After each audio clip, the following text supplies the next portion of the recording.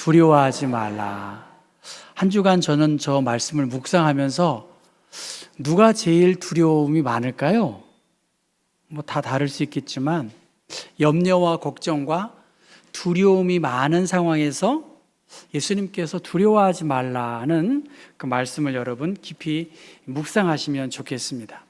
성경을 한번 보면 마태복음 10장 1절 말씀 보면 예수께서 그의 12 제자를 부르사라고 시작됩니다.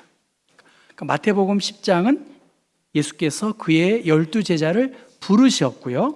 11장 1절 말씀 보면 예수께서 12 제자에게 명하시기를 마치시고라고 했습니다. 그러니까 12 제자를 불러주셨고, 그리고 11장 1절에 12 제자에게 명하시기를 마치시니라고 하면 이 마태복음 10장은 누구에게 주시는 말씀인가요? 예수님의 12 제자에게 주신 말씀입니다. 예수님은 12 제자를 택하셨어요. 그리고 훈련시키셨습니다. 그리고 세상을 향해 보내셨습니다. 예수님이 그냥 세상을 향해 보낸 것이 아니라 권능을 주셔서 보내셨습니다. 그 권능은 마태복음 10장 말씀 보면 더러운 귀신을 쫓아내고 모든 병과 모든 약한 것을 고치시는 권능을 주셨고, 그리고 어디로 가야 할지를 분명히 말씀하셨는데 우선적으로는 이스라엘의 잃어버린 양에게로 가라, 유대인에게로 가라고 그렇게 말씀하셨습니다. 그러면서 천국이 가까이 왔다. 그러면서 병든 자도 고쳐주고 죽은 자도 살려주고 나병 환자도 깨끗하게 하고 귀신을 쫓아내며 너희가 거저 받았으니 거저 고쳐주라, 이렇게 말씀하셨습니다. 제자들은 예수님께서 하신 모든 것들을 보고 그대로 하나님의 나라가 가까이 왔음을 선포하고 치유의 능력을 베풀고 복음을 증거하다가 질문하는 사람들에게 대하여 어떻게 대처해야 할지를 구체적으로 말씀해 주셨습니다. 또 마태복음 10장 16절의 말씀 보면 내가 너희를 이리 가운데로 보내는 양과 같은 존재다. 그렇기 때문에 너희가 뱀같이 지혜롭고 비둘기같이 순결하게 나의 가르침을 잘 전하고 특별히 사람들을 조심해라, 그렇게 말씀하셨습니다. 그리고 사람들에게 어떻게 말을 해야 될까? 성령께서 너희들에게 가르쳐줄 말을 알려줄 테니까 걱정하지 말고 가라, 그렇게 말씀하셨습니다. 그것이 마태복음 1장 10장 1절부터 23절까지의 내용입니다. 예수님은 12 제자에게 앞으로 세상 가운데에 나갔을 때 너희들이 많은 어려움이 있을 것이다, 박해가 있을 것임을 잊지 말라고 하셨고, 특별히 그렇게 말씀했음에도 불구하고 3번에 걸쳐서 다시 두려워하지 말라라고 그렇게 말씀하셨습니다. 여러분 26절 말씀 같이 읽어볼까요? 그런즉 그들을 두려워하지 말라. 감추인 것이 드러나지 않을 것이 없고 숨은 것이 알려지지 않을 것이 없느니라. 드러날 것이다. 너희들이 외치는 말씀이 밝히 드러날 것이다. 그 다음 28절 말씀 보면 몸은 죽여도 영혼은 능히 죽이지 못하는 자들을 두려워하지 말고 오직 몸과 영혼을 능히 지옥에 멸하실 수 있는 이를 두려워하라. 정말 두려워해야 할 것이 무엇일까? 두려워하지 말고, 두려워하지 말 것을 두려워하지 말고 두려워할 것을 두려워하라고 그렇게 말씀하셨고요. 30절 31절 말씀 읽어보겠습니다. 너희에게는 머리털까지 다 세신 바 되었나니 두려워하지 말라. 너희는 많은 참새보다 귀하니라. 너희의 머리털까지 다 하나도 상하지 않을 것이라고 누가복음 21장 18절에 말씀하고 있습니다. 두려워하지 말라, 그렇게 말씀하고 있습니다. 그런데 실질적으로는 우리가 두려움이 많은 게 사실입니다. 수녀이면서 시인인 이혜인님을 여러분 알 것입니다. 그분은 1964년에 성 베네딕토 수녀회에 들어가셨다고 합니다. 올해 60년을 맞습니다. 그는 6살 때 6.25 전쟁이 이루어져서 부산으로 피난을 갔다고 합니다. 당시 아버지는 행방불명이 되었고 어머니는 홀로 사남매를 키웠다고 합니다.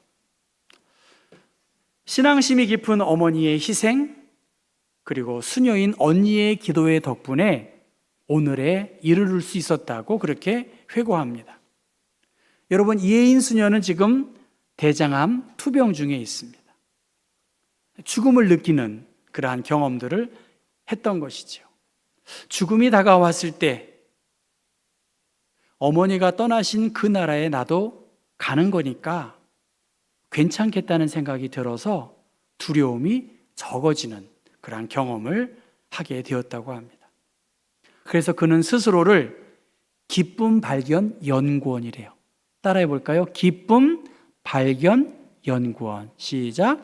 기쁨 발견 연구원. 대장암 치료를 받고 또 다시 재발해서 이 치료 중에 그는 기쁨을 발견하는, 자그마한 기쁨을 발견했다는 거예요. 음식의 불편함 속에서 딸기 하나, 포도 알 하나를 먹으면서 황홀함을 느꼈다는 거예요. 야, 이렇게 과일이 맛있구나. 기쁨을 발견했다는 거예요. 그리고 명랑투병을 하겠다고 그렇게 이야기했답니다. 명랑투병. 대장암. 그 암의 투병 속에서 명랑한 투병 생활을 하겠다고 하면서 희망의 글들을 계속 발표하고 있습니다. 그에게 두려움이 없을까? 오늘 우리에게는 얼마나 많은 염려와 두려움이 우리 앞을 기다리고 있는지, 나이가 들면서 병이 자꾸만 찾아오고요, 더 궁극적으로는 죽음의 위협 앞에 우리가 설 그 때가 있다는 것이죠. 예수님은 제자들에게 이미 세상 사람들로부터 미움을 받을 것이라고 여러 번 말씀하셨습니다. 미움을 받을 거야. 나의 뒤를 따를 때에 영광도 있지만 고난도 있을 것이다.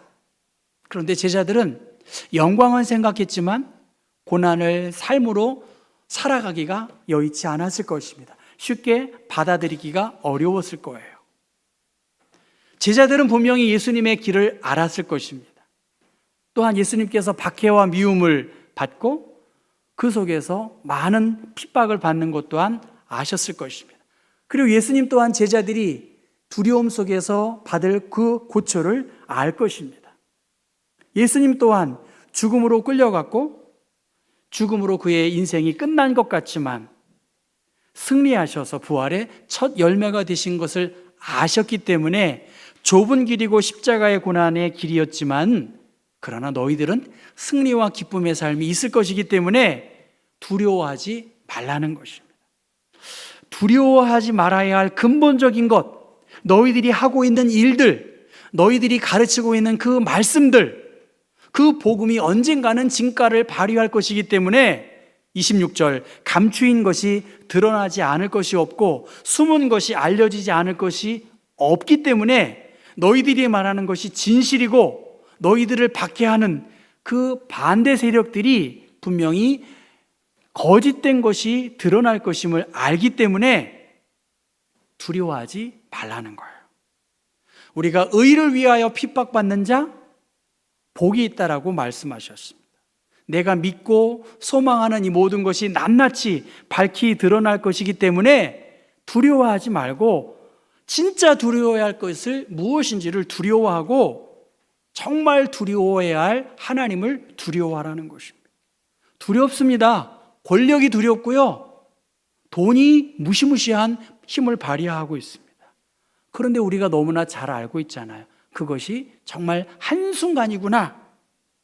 대한민국의 대통령 우리가 얼마나 쉽게 욕하고 그렇게 합니까? 예전 같으면 어림도 없었겠죠. 그런데 그것이 대통령도 별로 안 두려워요, 여러분. 정말 그런데 두려워해야 할 부분 또한 우리가 간과하고 있는 것이 아닌가.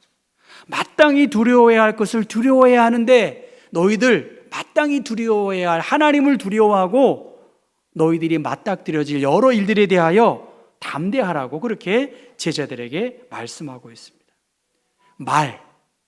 전쟁에서 전차부대나 기마병의 이 말은 스피드가 생명력이죠. 능력을 발휘할 수 있습니다.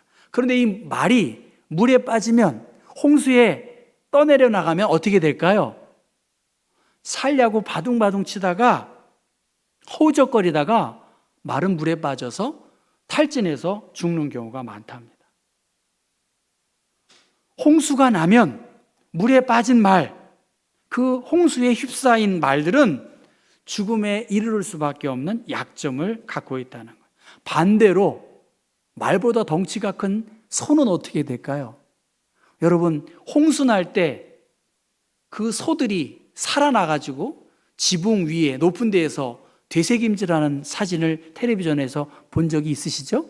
예, 그렇습니다. 왜 이 말은 발버둥 치다 죽는데 소는 왜 거기에서 살아날까요? 이 빵빵한 배, 이 빵빵한 배가 부력에 작용을 한다는 거예요. 그냥 그 물의 그 흐름을 이용해서 부력을 갖고 있기 때문에 물에 뜨고 있다는 것이죠.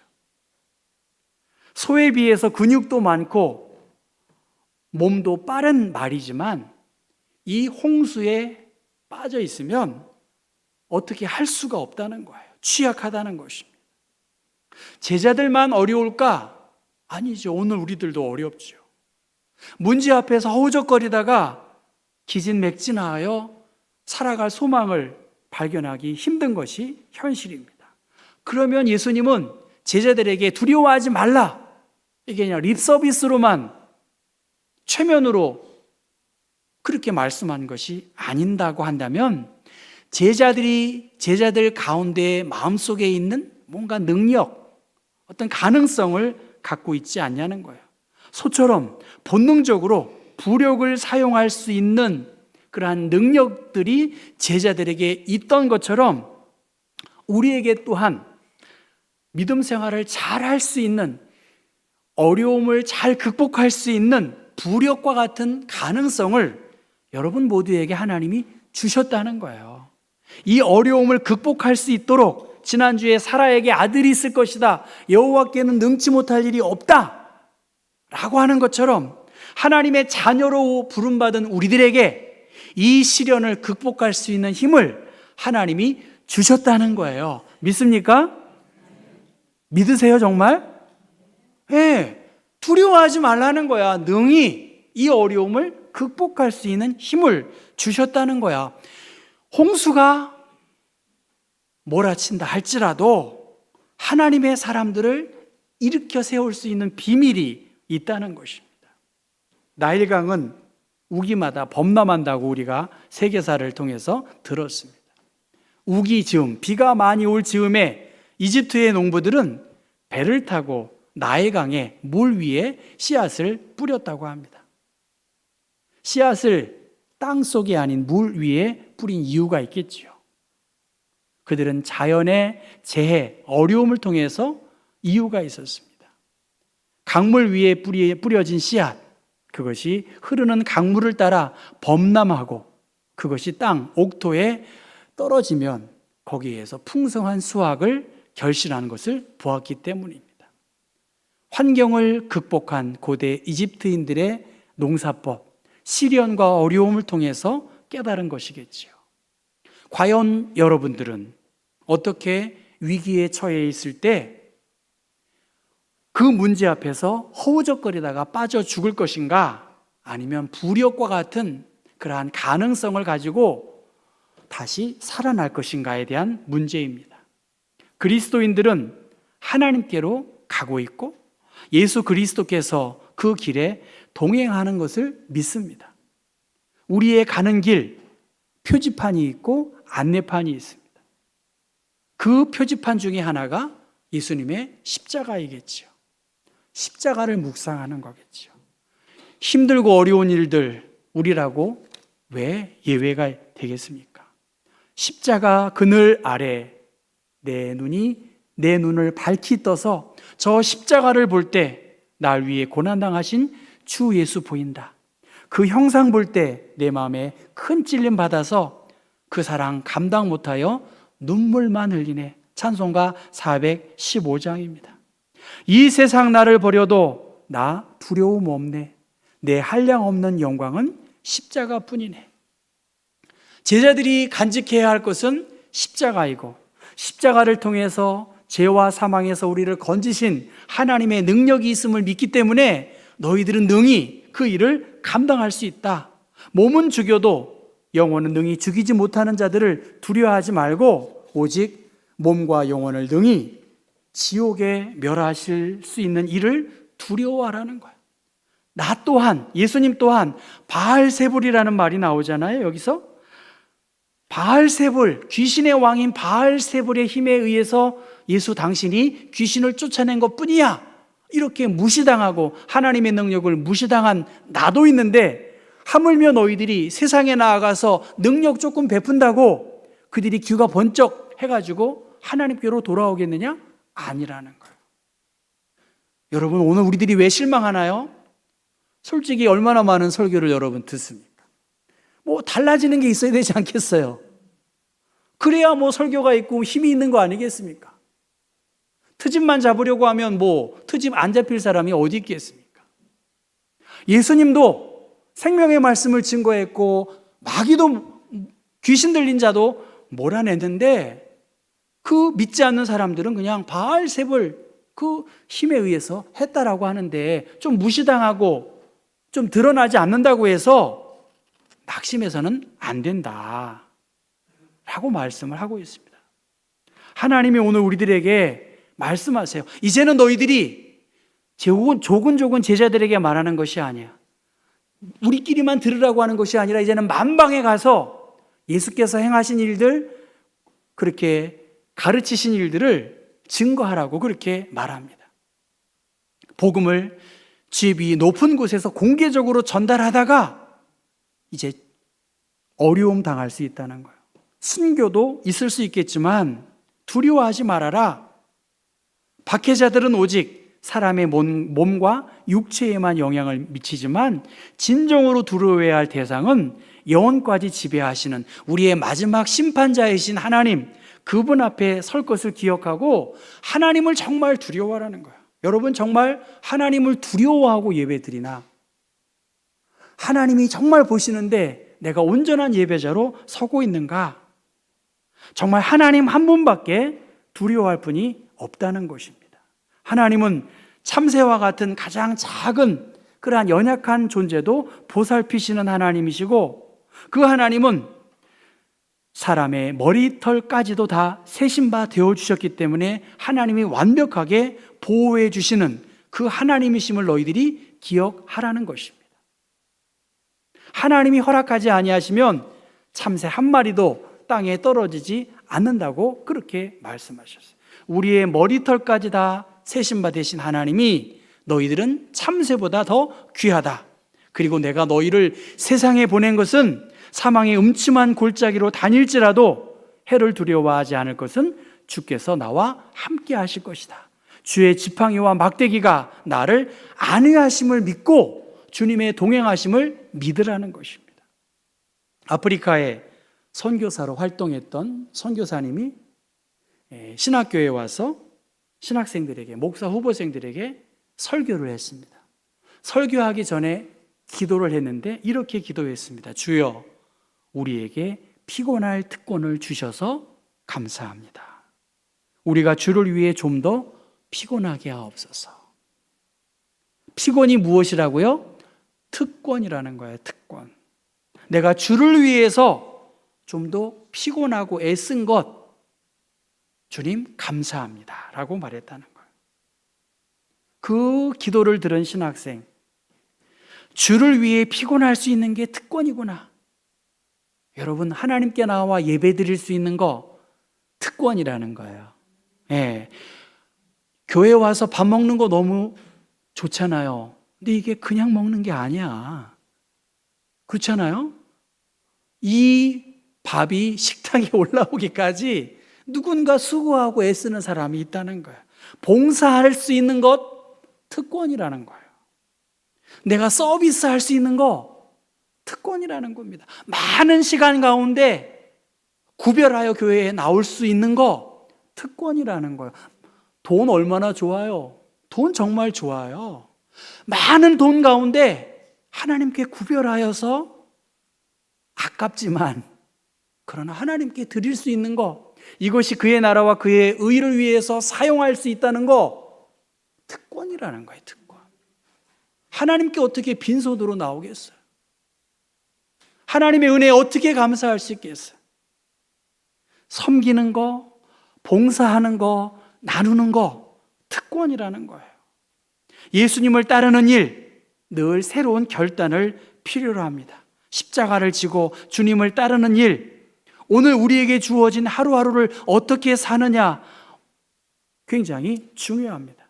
특별히 복음의 본질이 무엇입니까? 예수 그리스도의 십자가의 구원을 내가 믿기 때문에 내가 십자가를 지고 주님을 따르고 주님의 인도함을 따라 내가 살아가는 것이겠죠. 피한다고 두려움이 제거되지 않습니다.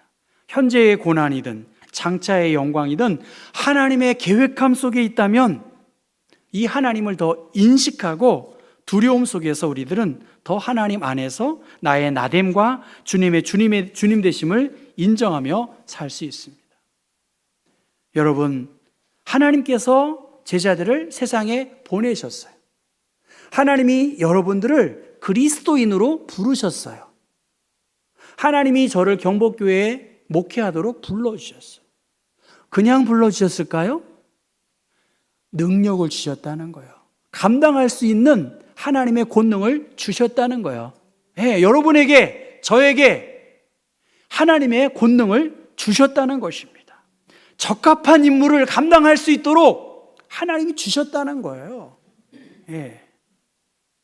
박노해 시인이 못 견딜 고통은 없어 라는 시를 썼는데요, 젊어서 못 견딜 고통은 없어.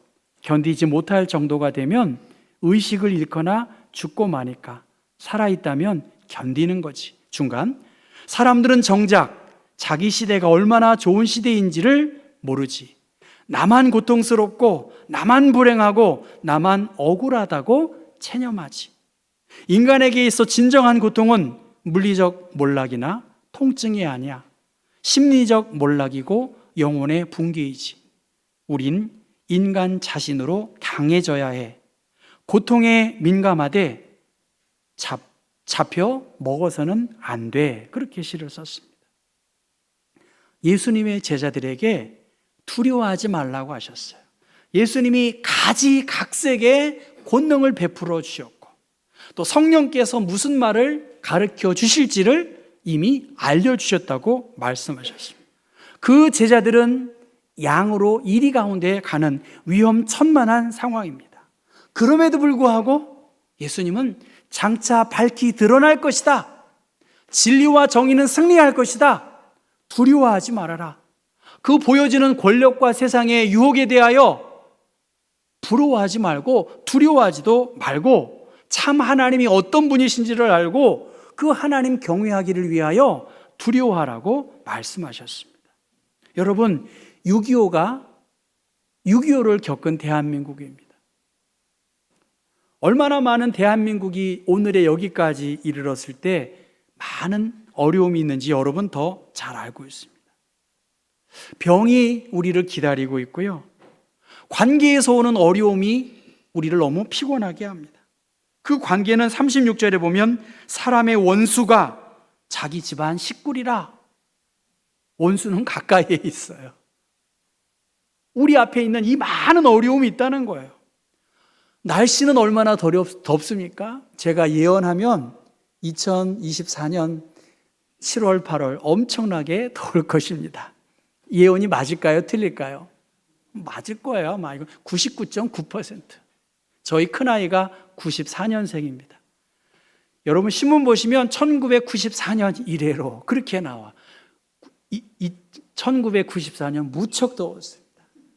진짜로 더웠어요. 그런데도 저희 아이는 무럭무럭 잘 자라고 있습니다.